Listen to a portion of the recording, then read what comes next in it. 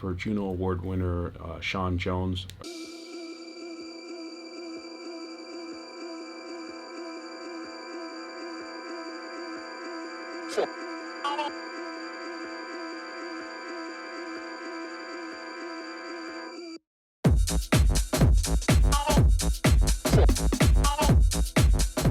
What's up, fam? It's your boy Demuir here, purveyor of all sounds underground.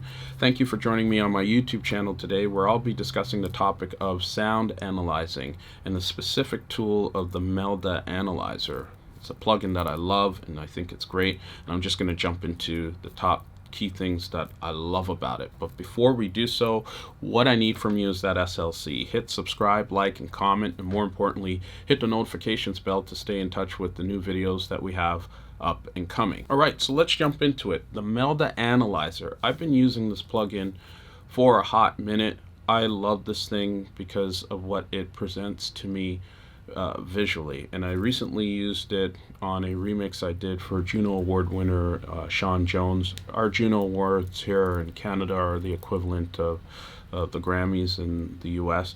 Such an amazing singer, so when he asked me and presented me the opportunity to remix a song, I jumped on it. But you know, because he is such a great singer, there are a number of different parts, and I was also introducing a sample to the mix along with, you know, very underground electronic hard-hitting beats as well. So it was important to make sure that things were balanced and mixed nicely, and I often use the Melda Analyzer, and I'm not getting paid for this, by the way. I often use this plugin to just check and make sure things are sitting in the mix as I expect visually, as opposed to just sonically in terms of what I'm hearing. So let's jump into the top 3 things that I love about this plugin. Point number 1, I love the Melda Analyzer because it gives a nice representation of where my kick is sitting in the mix against all of the low frequencies.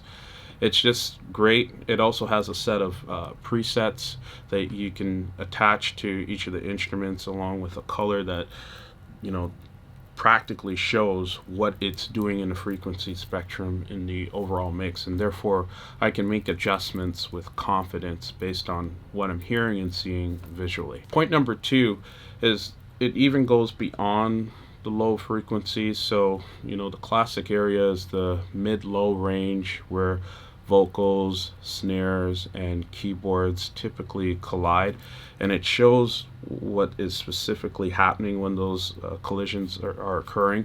It highlights it in red, actually, so you'll know, okay, maybe I need to take down the keyboard a notch, or shave this particular frequency out of this instrument a bit, or make certain boost in other areas.